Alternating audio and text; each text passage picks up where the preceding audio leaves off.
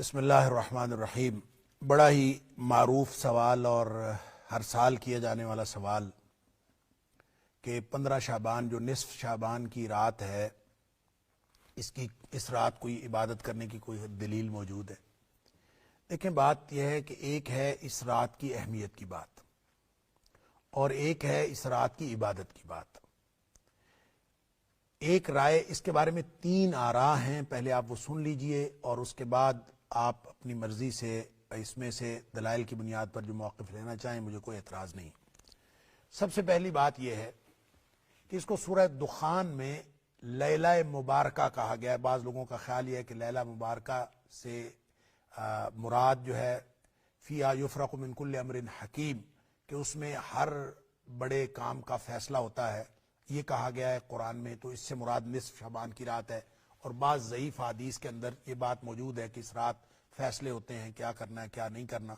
اور جو انا انزلناہ لیلۃ مبارکہ فی لیلۃ مبارکہ، کہ ہم نے اس قرآن کو اس لیلہ مبارکہ میں نازل کیا ہے، تو اس سے مراد لیلۃ القدر نہیں ہے۔ یہ ایک موقف عرض کر رہا ہوں کہ اس سے مراد یہ لیلہ مبارکہ ہے اور یہ نصف شعبان کی رات ہے۔ تو اس میں انزلناہ کا جو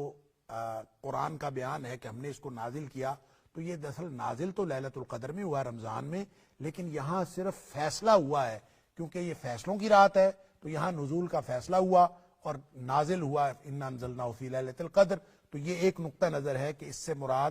یہ نصف شعبان کی رات ہے۔ اور جو بعض ضعیف حدیث جو صحت کو نہیں پہنچتی، ان سے استدلال کر کے اس حدیث کی، اس آیت کی تفسیر کر کے نصف شعبان کی رات جو ہے وہی سمجھی جاتی ہے۔ پھر اگر یہ اہمیت ہو بھی تو اس کے ساتھ پھر ایک چیز ایڈ کر لی جاتی ہے کہ اس رات کو جو عبادت کرے اور اگر 15 شعبان کا روزہ رکھے، دن کا روزہ رکھے، تو اس کی بہت زیادہ اہمیت ہے۔ اور یہ ساری کی ساری احادیث یا تو ضعیف ہیں یا پھر بلکہ موضوع، یعنی بالکل من گھڑت ہیں۔ کوئی صحیح حدیث اس رات کی عبادت کے لیے بالکل نہیں ہے۔ البتہ اس رات کی اہمیت کے لیے ایک آدھ دلیل ایسی ملتی ہے، بعض احادیث ایسی ہیں جس کو علامہ البانی نے صحیح کہا ہے، اور اس کا تعلق صرف ان کے الفاظ کا تعلق صرف اس بات سے ہے کہ اللہ تعالیٰ اس رات جو ہے وہ اللہ تعالیٰ اپنی مخلوق پر نگاہ کرتا ہے اور ہر شخص کو بخش دیتا ہے سوائے مشرک کے اور مشاہن کے، کہ یا سوائے مشرک کے اور سوائے اس شخص کے جس کی 2 لوگوں کی آپس میں کوئی دشمنی ہو اور جو شرک کرتا ہو، ان دونوں کے علاوہ باقی سب کی بخشش ہو جاتی۔ اللہ اکبر۔ اور یہ اس رات کی اہمیت کے بارے میں بعض لوگوں نے اس کو صحیح کہا، اس کے علاوہ کوئی صحیح حدیث نہیں۔ لہذا ایک موقف یہ کہ اس رات کی بڑی اہمیت ہے اور اس رات میں عبادات کرنی چاہیے۔ اس سے استدلال کیا گیا کہ یہ اس سورہ دخان کی آیت سے، اور اس میں ضعیف حدیث کو شامل کر کے یہ موقف اختیار کیا گیا، اور یہ ایک بڑے پیمانے پر علماء جو ہیں وہ اسی بات کے قائل۔ ایک دوسرا موقف یہ ہے کہ یہ ساری احادیث چونکہ ضعیف ہے اور اس میں کوئی بھی حدیث صحیح نہیں ہے اس رات کی اہمیت کے بارے میں، اور لیلہ مبارکہ سے مراد کیا ہے، یا فیہا یفرق من کل امر حکیم سے کیا مراد ہے، تفسیر کا سب سے پہلا اصول یہ ہے کہ القرآن یفسر بعضہ بعضا، کہ قرآن خود اپنے بعض حصوں کی تفسیر کرتا ہے۔ لہذا ضعیف حدیثوں کو بنیاد بنانے سے پہلے ضعیف حدیث تفسیر کی بنیاد ہو سکتی ہے کہ نہیں ہو سکتی، یہ بعد کا معاملہ ہے۔ پہلی بنیاد تفسیر کی تو قرآن خود ہے۔ جب قرآن خود بیان کر رہا ہے تو یہ دونوں باتیں کہ اس رات میں فیصلے ہوتے ہیں، یہ بات آپ ضعیف حدیث سے تو ساتھ جوڑ کے اس کو نصف شعبان کی بات کر لیں، تو اس کی بجائے پہلے قرآن سے پوچھ لیں کہ یہ فیصلے کس رات میں ہوتے ہیں۔ قرآن خود کہتا ہے انا انزلناہ فی لیلۃ القدر وما ادراک ما لیلۃ القدر لیلۃ القدر خیر من الف شہر تنزل الملائکۃ والروح فیہا باذن ربہم من کل امر۔ یہ لیلۃ القدر میں قرآن نازل ہوا اور اس رات فرشتے مختلف امور کے فیصلے لے کے نازل ہوتے ہیں۔ تو اس کا مطلب یہ ہے کہ فیہا یفرق من کل امر حکیم کا تعلق تنزل الملائکۃ والروح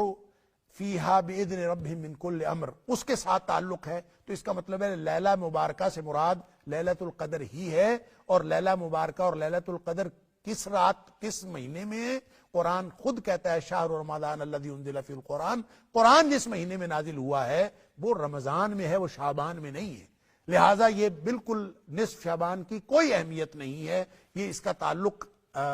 لیلۃ القدر رمضان والی طاق راتوں، آخری عشرے کی طاق راتوں کے ساتھ تعلق ہے۔ یہ ایک دوسرا موقف ہے، یعنی پہلا موقف بہت اہمیت ہے اس رات کی، اس رات فیصلے ہوتے ہیں اور یہ ضعیف احادیث پر مبنی ہے، اور پھر اس کا رات کی عبادت اور پھر آگے جو روزہ ہے یہ بالکل، یہ تو اور بھی بالکل من گھڑت تک موضوع تک پہنچی ہوئی ضعیف روایات ہے، کسی صحیح حدیث میں یہ بات نہیں۔ اب ایک تیسرا موقف، ایک موقف یہ ہو گیا کہ ہے، دوسرا یہ کہ بالکل نہیں ہے، اور تیسرا موقف یہ ہے کہ اس رات کی اہمیت تو ہے لیکن اس رات میں کوئی خاص عبادت نبی کریم صلی اللہ علیہ وسلم نہ کرتے تھے، نہ آپ نے بتائی، اور کسی صحیح حدیث سے یہ ثابت نہیں ہے۔ البتہ بعض روایات جو میں نے عرض کیا کہ اللہ تعالیٰ نگاہ کرتے ہیں اس رات میں اور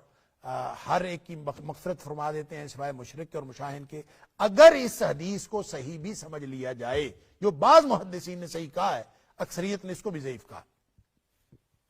اگر اس کو بھی صحیح سمجھ لیا جائے تو اس سے یہ کہا جائے کہ نصف شعبان کی رات کی اہمیت تو ثابت ہو گئی، لہذا اس رات خاص عبادت کر لینے میں کیا حرج ہے،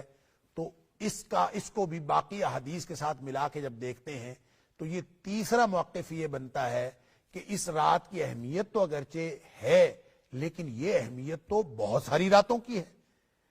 اللہ کے رسول صلی اللہ علیہ وسلم نے فرمایا سوموار اور جمعرات دونوں دنوں میں اللہ تعالیٰ سب کی مغفرت فرما دیتا ہے سوائے مشرک اور مشاہن کے، تو اس کا مطلب یہ ہے کہ پھر یہ خاص عبادات آپ سوموار اور جمعرات کو بھی شروع کر دیں اگر نصف شعبان کی رات کو کرنی ہے، بلکہ یہ اہمیت تو ہر رات کے بارے میں نبی اکرم صلی اللہ علیہ وسلم نے فرمایا کہ اللہ تعالیٰ نے یہ پہلے آسمان پر نزول فرماتے ہیں اور اللہ تعالیٰ سب کی مغفرت کر دیتے ہیں، جو بھی اللہ تعالیٰ سے بندگی کر رہا ہوتا ہے، دعا کر رہا ہوتا ہے، اللہ تعالیٰ اس کی دعا قبول کر لیتے ہیں، تو یہ ہر رات کے بارے میں بھی ہے۔ لہٰذا یہ تیسرا موقف یہ ہے کہ اس رات کی اہمیت تو ہے لیکن اس کی کوئی خاص عبادت بالکل سرے سے موجود نہیں ہے، اگر اس کی اہمیت ثابت ہو بھی جائے تو یہی اہمیت بہت ساری دیگر راتوں کی بلکہ ہر رات کی موجود ہے۔ لہٰذا اگر کوئی شخص کہے کہ اس رات کی اہمیت کی وجہ سے میں خاص عبادت کر لیتا ہوں، تو بھائی عبادت صرف وہ ہے جو اللہ کے رسول صلی اللہ علیہ وسلم نے کی، صحابہ کرام کو بتائی یا کر کے دکھائی۔ اگر ایسی کوئی چیز صحابہ کرام نہیں کرتے، نبی اکرم صلی اللہ علیہ وسلم نے نہیں فرمائی، تو یہ سارا کا سارا خود ساختہ عبادات کا نظام ہوگا، اور خود آپ کریں تو یہ دلیل دے کے کریں کہ ہے تو اچھا کام، تو کوئی حرج نہیں، عبادت کرنے سے کون منع کرتا ہے، تو بھائی اس کا تعلق عبادت کے طریقے سے اور عبادت کرنے کا تعلق میری اور آپ کی خواہش سے نہیں ہے، اس کا تعلق نبی کریم صلی اللہ علیہ وآلہ وسلم کی دیوی رہنمائی کے ساتھ ہے۔ لہٰذا ان تینوں موقفوں میں ایک رائے جو تینوں آراء ہیں، ایک رائے کہ اس رات کی اہمیت بھی ہے اور اس رات عبادت بھی کرنی چاہیے، اگلے دن روزہ بھی رکھنا چاہیے، دوسری رائے کہ یہ بالکل غلط ہے، اس کی نصف شعبان کی کوئی اہمیت موجود نہیں ہے، لیلہ مبارکہ سے مراد لیلۃ القدر ہے اور یہ اسی رات فیصلے ہوتے ہیں اور اسی رات فیصلے لے کے فرشتے نازل ہوتے ہیں، یہ قرآن نے خود بتایا، یہ دوسرا موقف۔ تیسرا موقف یہ ہے کہ لیلہ مبارکہ سے مراد تو لیلۃ القدر ہی ہے اور فیصلے بھی اسی رات ہوتے ہیں، البتہ اس رات کی اتنی سی اہمیت ضرور کسی حدیث سے ثابت ہوتی ہے جتنی اہمیت سوموار کو بھی ہے، جمعرات کو بھی ہے، بلکہ ہر رات کو بھی ہے۔ لہٰذا اگر اس کی کوئی اہمیت ہے بھی تو کم از کم عبادت کوئی نبی کریم صلی اللہ علیہ وسلم سے یا صحابہ کرام سے قطعاً ثابت نہیں ہے، اور جو شخص اس رات کی عبادت کو جائز اور مشروع قرار دیتا ہے وہ اپنی طرف سے بات بنا کے کرتا ہے۔ ضعیف حدیث کسی عمل کی بنیاد نہیں ہو سکتی، اور کسی عمل کی بنیاد بننے کے لیے کسی صحیح حدیث کا ہونا ضروری ہے۔ لہذا نبی کریم صلی اللہ علیہ وآلہ وسلم سے جب یہ عبادت ثابت نہیں ہے، جب نبی کریم صلی اللہ علیہ وسلم سے اور صحابہ کرام سے اس رات کی کوئی خاص عبادت شامل نہیں ہے، اور نصف شعبان کا روزہ یہ بھی نبی کریم صلی اللہ علیہ وسلم سے کسی صحیح حدیث میں ثابت نہیں ہے، اس لیے اس کو شریعت کا جز سمجھنا یہ اس طرح خطرناک ہے جیسے آپ 4 رکعتوں کی بجائے 5 رکعتیں ظہر کی اور عصر کی پڑھنا شروع کر دیں یا عشاء کی۔ آپ کہیں کام تو اچھا ہے، اگر 1 رکعت زائد پڑھ لی جائے تو کیا حرج ہے تو عبادت ہی۔ یا آپ کہیں کہ ہم عشاء کے فرائض جو ہیں 4 کی بجائے 6 کر دیتے ہیں، یا ہم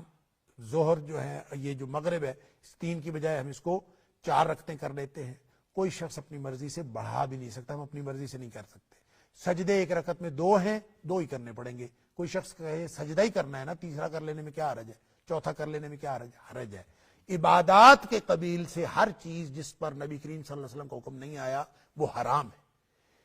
من عمل عملا لیس علیہ امرنا, جس نے ایک بھی عمل ایسا کیا جس کے اوپر ہمارا حکم نہیں ہے, فہو رد, وہ اللہ کے ہاں ریجیکٹڈ ہے, قبول نہیں.